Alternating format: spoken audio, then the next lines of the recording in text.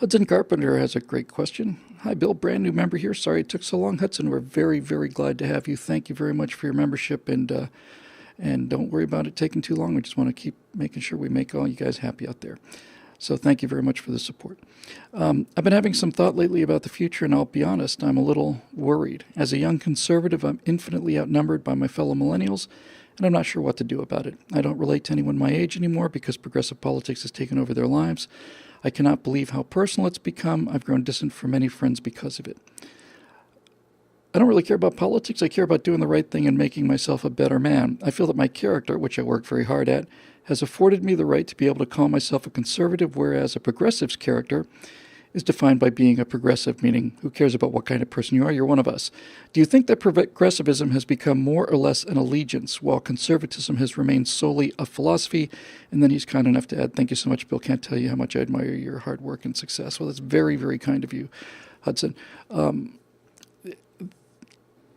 Here's what I would say to you.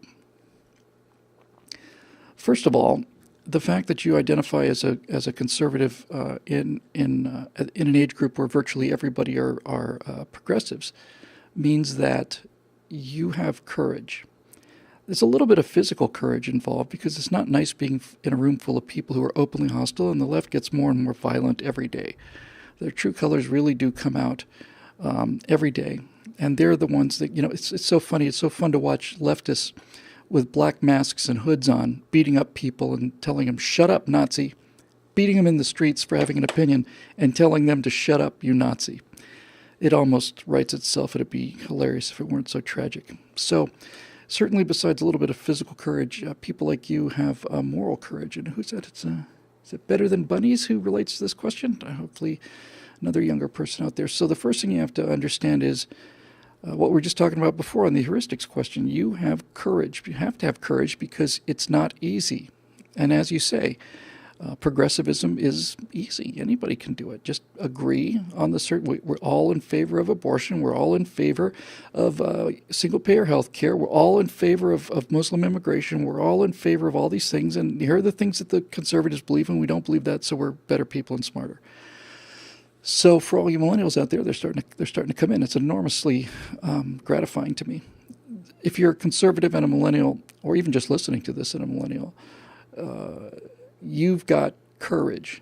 You've got the courage to be different, and that's not as common as you would think.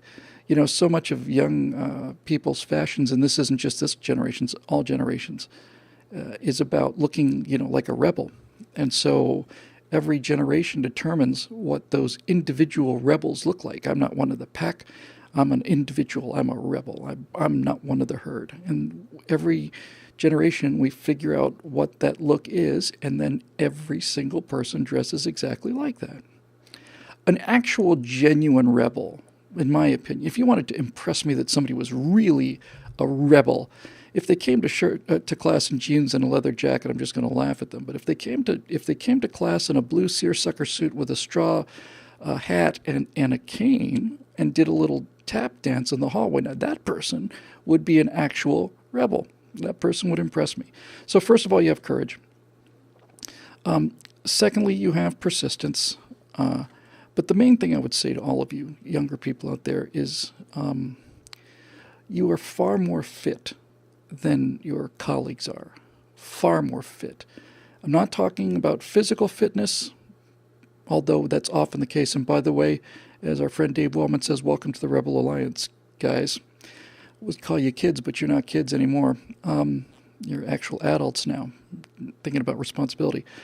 I did it again. I'm hoping I'm just really tired today.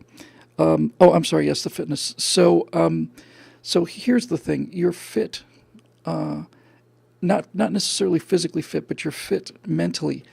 And I mean fitness in the way fitness would apply to survival in species. The survival of the fittest. The fittest animals are the ones that are more likely to survive and pass on their genes and so on. You're mentally fit. And the reason you're mentally fit is because you have to find things that you are interested in. It's not delivered to you on a plate like the progressive agenda is. You don't get it from movies and music and comedy and and and all of it, the news media. It's not being pumped into your head all the time. You have a belief that certain things are true. You believe that these things are true despite the fact that everybody else seems to believe something else. And rather than doing the easy thing that almost everybody will do, the social proof is so powerful, especially for young people, that you will have the strength to not go along and find out what you think is true, and actually stand back and listen. And listen to this argument, listen to their argument. Which one makes the most sense? I can't tell you how many times I've recounted this particular little thought, but for so many years I was so worried that I'd run into the liberal, gladiator, liberal Goliath, and he would just make mincemeat out of me because he understood the positions better, and I hadn't been fully up on my reading. But I haven't met him or her, and I'm quite convinced that they don't exist because the arguments that they make are so weak and so easily destroyed that they're not fit. So you're very fit emotionally, Hudson, and mentally as well. The best way to think of it is your progressive friends are like pieces of dead wood that are floating down a river. And if you're going to go upstream, you've got to be a salmon. You've got to be healthy and fit and strong and courageous and all the rest of it. They're all going to be working for you someday. About that, I have no doubt. And the final thing I'll tell you is a little more personal than this previous thing. And I've only found out about this over the last several years myself, which is the single greatest thing I think that happens to me. Certainly it's the greatest thing about my job. You don't know it yet, Hudson, and it's possible you will never know it, although I suspect that's not the case. You don't know it yet. But you're an example for people, and you're an example for people who are too afraid to stand up and say what you say. You are speaking for people who may seem to be against you, but they're not. They're just scared, and they're timid, and they've never been given the tools to develop courage. Courage is, I don't know if anybody's born courageous. I'm certainly far more physically courageous than I was when I was younger, far more, and that's because I train myself. I think about things. What's going to happen? What would I do if? So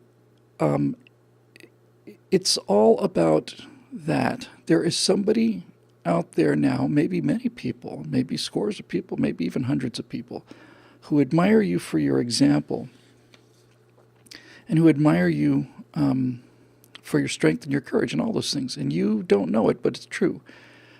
Ultimately, society, as I understand society, I'm an individualist. A society is simply a group of individuals. So the fact that you're making yourself an individual, all of you young people, the fact that all of you are making yourselves into individual people separate from the herd, you're doing your own thinking. That means that you have made society better because you've improved yourself.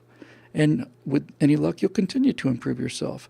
If I could go back in time 25, 30 years, and talk to myself when I was 25, which is more like 30 years. If I could go back 30 years, talk to myself when I was 25, I think in the space of 15 minutes, I could convince myself that I was wrong about just about everything I believed in. If myself from 30 years in the future were to come back to me, I don't think that would happen. It's not that I've gotten rigid in my thinking. It's just on the contrary.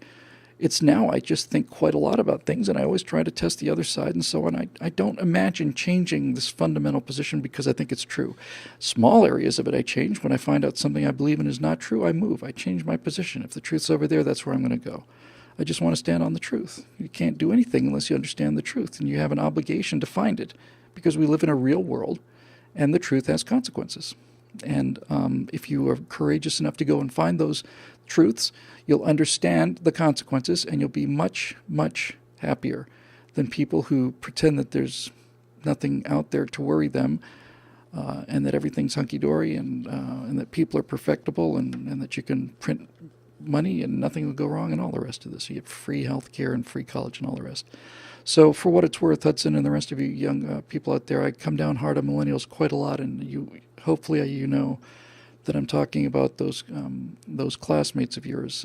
I don't think I've ever met better people than the young conservative millennials I've met. They're unbelievably smart. They're unbelievably brave, and you can just talk to them for 5 minutes and realize that they are going to be the people who are going to save this country in the future. They're going to have a much harder job than we do, and I have no doubt whatsoever that they're going to pull it off. None. That's one of the reasons why I'm doing things like these We the People videos. I want to give you guys ammunition. I did one on money. Somebody asked you about money. Here's what you can say about money. Here's what you can say about socialism. Here's what you can say about capitalism. Here's why capitalism is better than socialism. Not just more efficient, morally better. It's more fair. It's more decent. It's more honorable. All the rest of it. So thanks again for the very kind words.